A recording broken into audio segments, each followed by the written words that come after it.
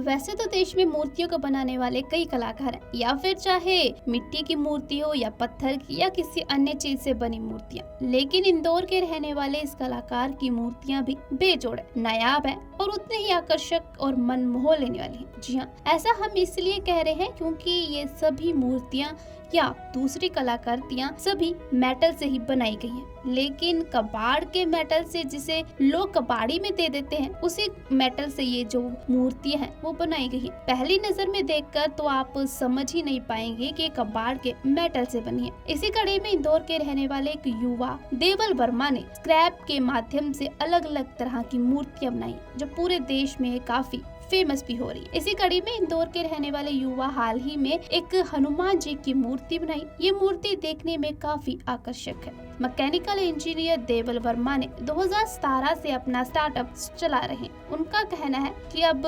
Startup को लोग जानते हैं। इसको पहले उन्होंने इसकी शुरुआत कर दी थी। उन्होंने अब तक कई तरह की मूर्तियां और कलाकृतियां बनाई हैं।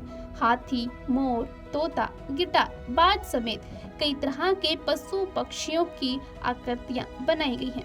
भारत का नक्शा भी देखने लायक है, तो कई प्रकार के मुखौटे भी उनकी कलाकृतियों में शामिल हैं। यानी एक से बढ़कर एक कलाकृतियां बनाने में माहिर है देवल वर्मा। वैसे तो देवल वर्मा कई प्रकार की मूर्तियां बना चुके हैं, लेकिन हनुमान जी की मूर्ति बनाना उनके लिए चैलेंजिंग था, और ऊपर से वो ठहरे हनुमान भक्त, तो चैलेंजिंग होना ही था। हनुमान जी की मूर्ति को बनाने के लिए तकरीबन साल भर का समय लगा है। वहीं हनुमान जी की मूर्ति को बनाने के लिए तकरीबन 350 किलो स्क्रैप लगा है। 4 लोगों की टीम ने इस हनुमान जी की मूर्ति को बनाया है। वैसे हनुमान की ये मूर्ति तो बहुत ही खूबसूरत है। ऐसे प्रतीत होता है कि जैसे अभी साक्षात हनुमान जी प्रकट हो जाएंगे। इतनी मनमोहक, इतनी विशाल और आकर्षक है ये मूर्ति। वैसे तो देश में मूर्तियों को बनाने वाले कई कलाकार हैं, या फिर चाहे मिट्टी की मूर्ति हो या पत्थर की या किसी अन्य चीज से बनी मूर्तियां। लेकिन इंदौर के रहने वाले इस कलाकार की मूर्तियां भी बेजोड़ है, नायाब है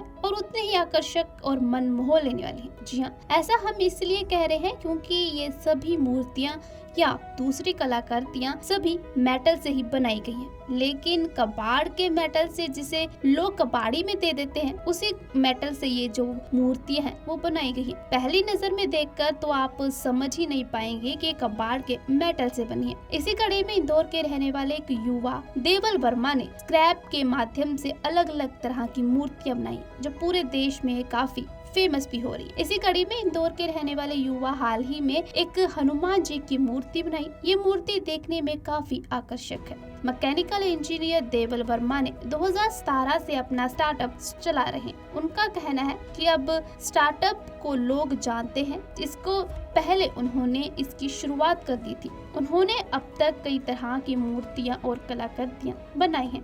हाथी, मोर, तोता, गिटार, बाज समेत कई तरह के पशु पक्षियों की आकृतियां बनाई गई हैं।